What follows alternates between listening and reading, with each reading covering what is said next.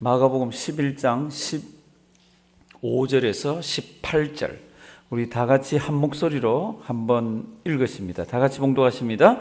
저희가 예루살렘에 들어가니라 예수께서 성전에 들어가사 성전 안에서 매매하는 자들을 내어 쫓으시며 돈 바꾸는 자들의 상과 비둘기 파는 자들의 의자를 둘러 엎으시며 아무나 기구를 가지고 성전 안으로 지나다님을 허치 아니하시고 이에 가르쳐 이르시되 기록된 바 내 집은 만민의 기도하는 집이라 칭함을 받으리라 하지 아니하였느냐.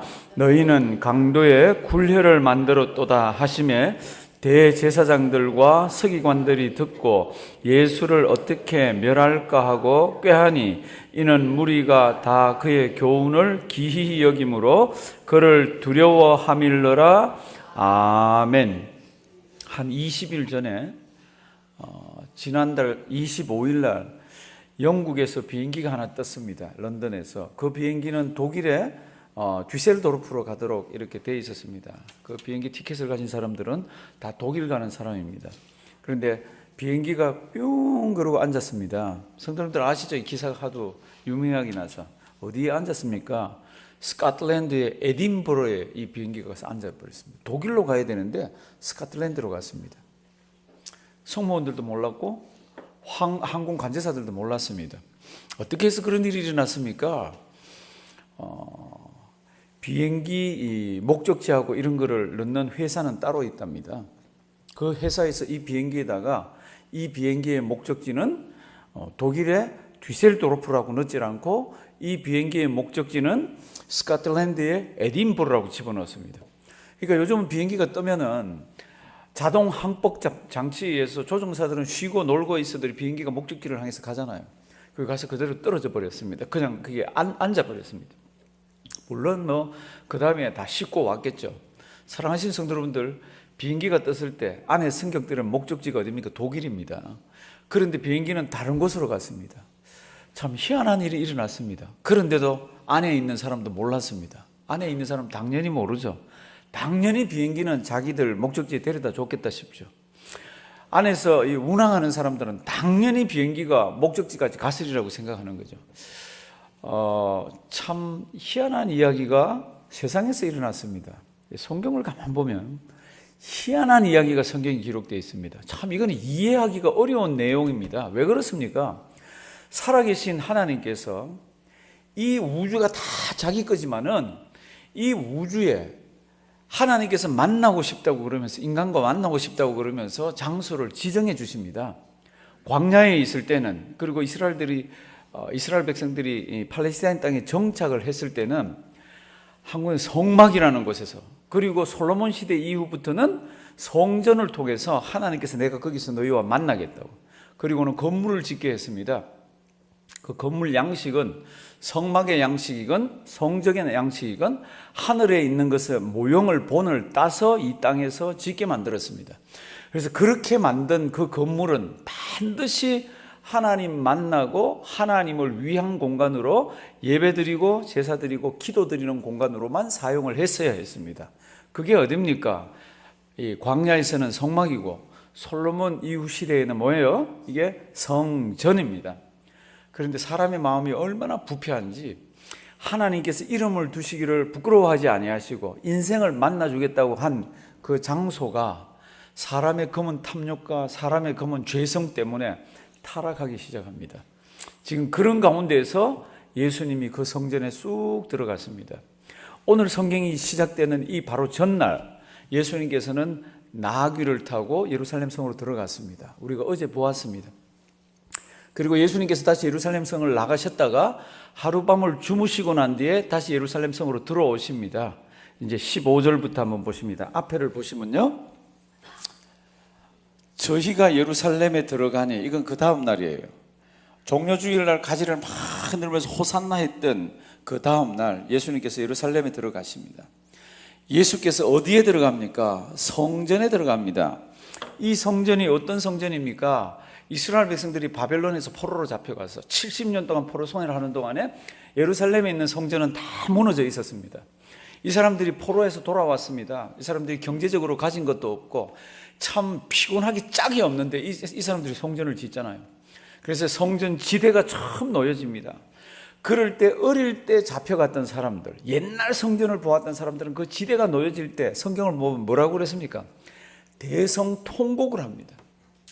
왜냐하면은 이 성전이 놓여지는데 감격에서도 대성통곡을 하지만 옛날 솔로몬 성전을 보았던 사람들이 포로에서 돌아와서 지금 지으려는 성전 터와 모든 것들을 보니까 초라하기 짝이 없습니다. 그 자재들 갖다 놓은 것들 보니까 가슴이 메어집니다.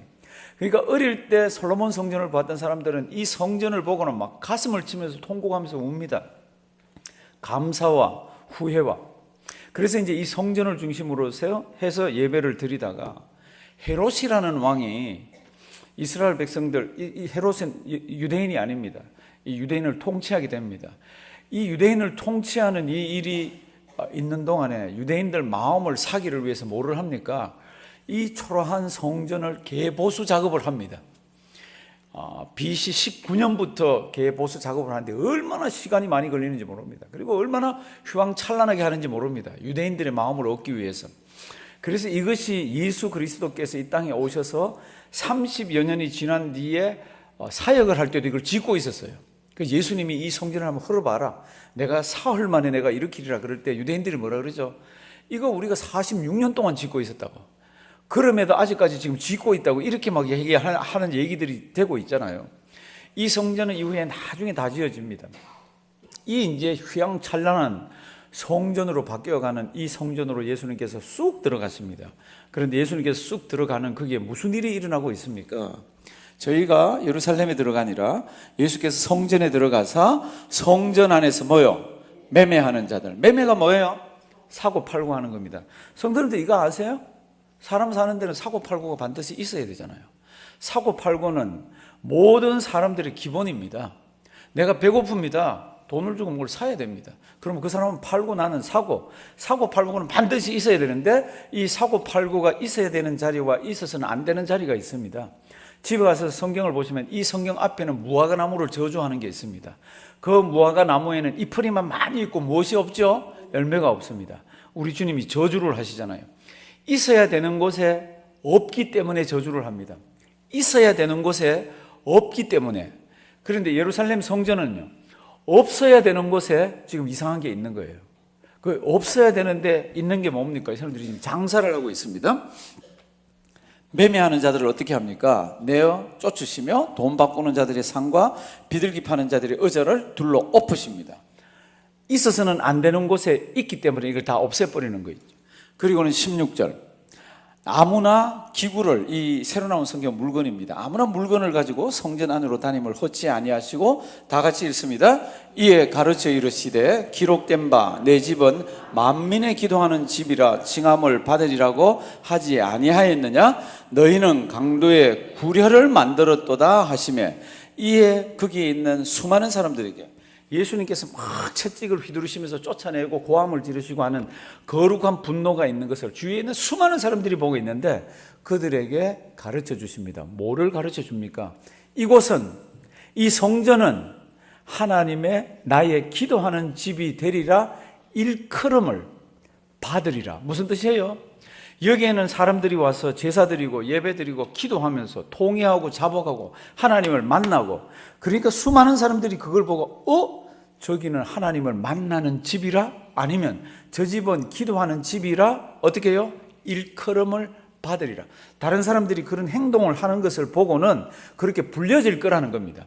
그런데 너희들은 강도의 소굴을 만들었다고. 새 성경은 소굴입니다. 너희가 강도의 소굴을 만들었다고. 사랑하시는 성도 여러분들, 여기에서 왜 이런 일이 일어납니까? 원래 이스라엘 백성들은 다 흩어져 살지만 특별히 1년에 3차례 남자들은 하나님을 만나러 와야 됩니다. 만나러 올 때 그 성경 말씀을 보면은 어떻게 오지 말라고 했나 그러면 빈손으로 오지 말라 그랬습니다. 공수로 나오지 말아라. 재물을 가지고 나오라 그랬습니다. 그러면 그 재물은 뭐예요? 반드시 흠이 없어야 됩니다.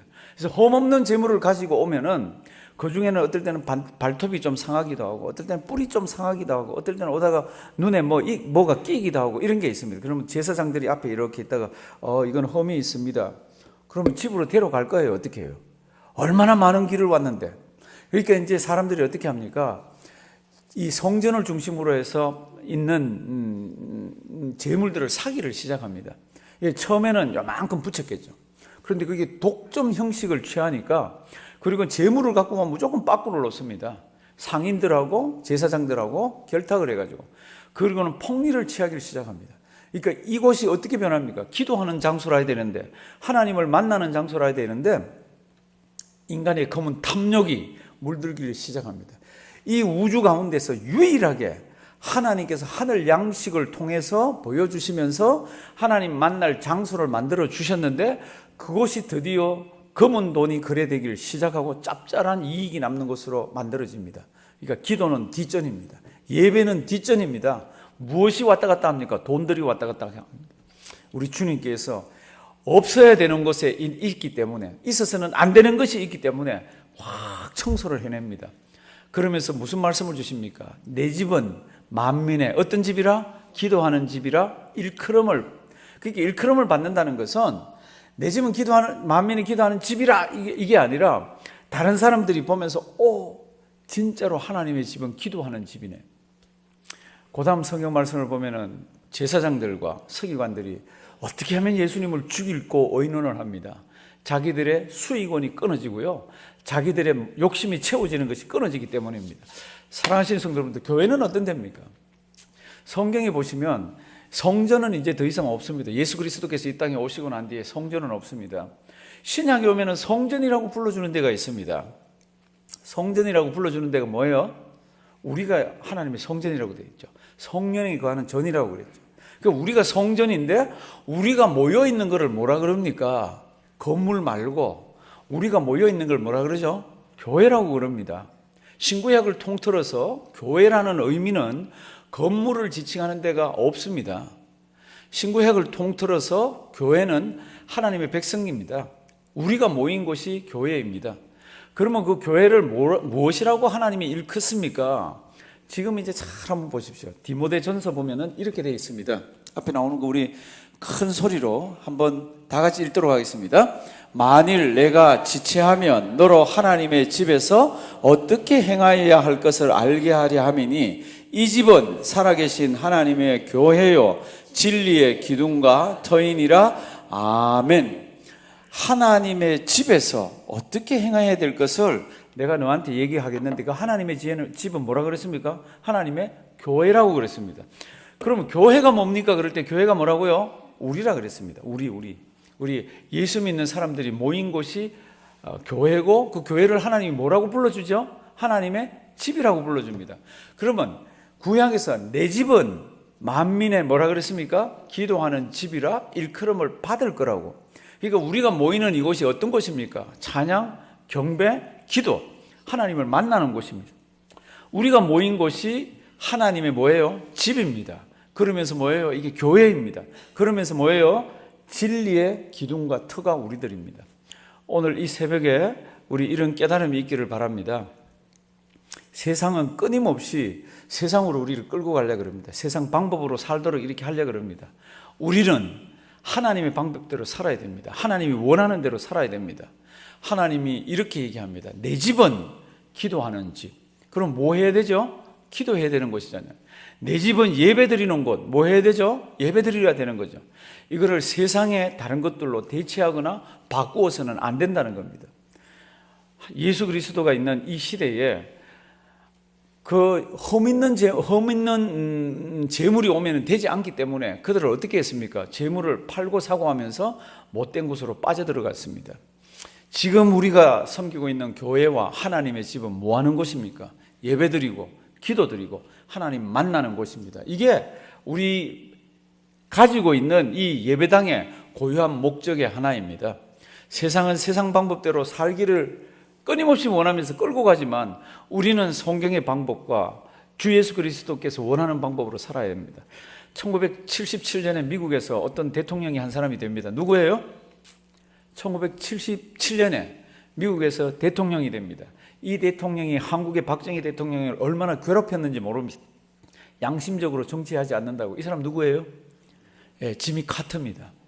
지미 카터가 1977년에 대통령 되기 전에 이가 이제 유세를 다니면서, 대통령 유세를 다니면서 막 하는데, 주일날만 되면 반드시 밤에 아니면 새벽에 자기 고향으로 돌아갑니다. 그리고는 자기가 섬기던 자그마한 침례교회에서 예배를 드리고는 거기에서 유년주의라고 아이들을 가르칩니다.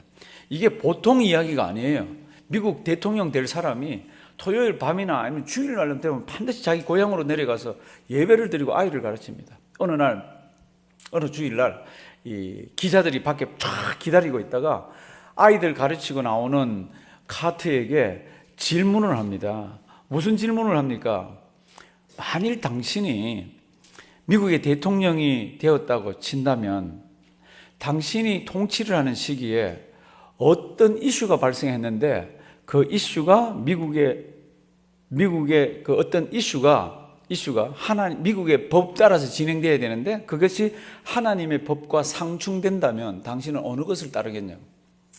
그러니까 다른 말로 하면 지금 당신이 통치할 때 그 통치해야 되는 그 통치의 어떤 원리가 하나님의 원리와 상충이 된다면 당신이 어느 법을 따르겠습니까? 이때 뭐라고 대답해야 돼요? 아직 대통령이 안 됐습니다. 그러면 political statement를 해야 되잖아요. 글쎄 그런 일이 잘 있겠어요. 있으면 그때 보죠 뭐 틀린 대답 아니지. 이렇게 해서 꼬리를 휙 몰고 이렇게 빠져나가야 되는데 카터는 다르게 대답을 합니다. 뭐라고 대답을 합니까? 나는 하나님의 법을 따릅니다. 나는 하나님의 법을 쫓겠습니다. 정치인으로는 매우 어리석은 일이에요. 정치인은 그렇게 말하면 되질 않습니다. 그런데 결국은 하나님이 그를 뽑아줬습니다. 세상은 그를 좋아하지 않았어요. 그래서 그분은 대통령 2번을 못 했습니다. 딱 1번만 했습니다. 그럼에도 불구하고 그는 지금 이 세상에서 미국 대통령 중에 가장 존경받는 대통령 중에 한 사람으로 지금 활동을 하고 있습니다. 손에 망치를 들고 불쌍한 사람들이 있으면 가서 집을 지어주는 일을 하고 있고, 이번에도 김정은이가 이렇게도 대화가 안 되면 나를 평양으로 보내달라 그렇게 얘기하면서 지금 살아가고 있습니다. 사랑하시는 성도 여러분들, 세상을 살아가 보면요 하나님의 법과 세상의 법이 딱 충돌될 때가 있습니다. 어느 거 따르겠습니까? 우리는 하나님의 법을 따라야 합니다 이렇지만 실제로 살 때는 그렇지 못한 걸 너무 많이 봅니다. 그런 것을 이겨낼 수 있는 힘이 어디에서 옵니까? 여기에서 오는 거죠. 하나님, 제가 하나님 아버지 앞에 나왔습니다. 하나님 저를 너무너무 사랑해 주셔서 감사합니다. 하나님, 그러면서 힘을 얻고 은혜를 받고 이런 가운데에서 우리는 세상을 거슬러 올라가면서 이겨낼 수가 있습니다. 오늘 성경은 이렇게 얘기합니다. 내 집은 만민의 기도하는 집이라 일컬음을 받으리라. 교회에 와서 마음껏 기도하십시오. 마음껏 찬양하십시오. 마음껏 마음을 내어놓고 하나님을 만나십시오. 하나님이 만나주시고요, 은혜 주시고요, 새 힘을 주십니다. 그 힘 가지고 승리하는 우리가 되기를 주님의 이름으로 부탁드립니다.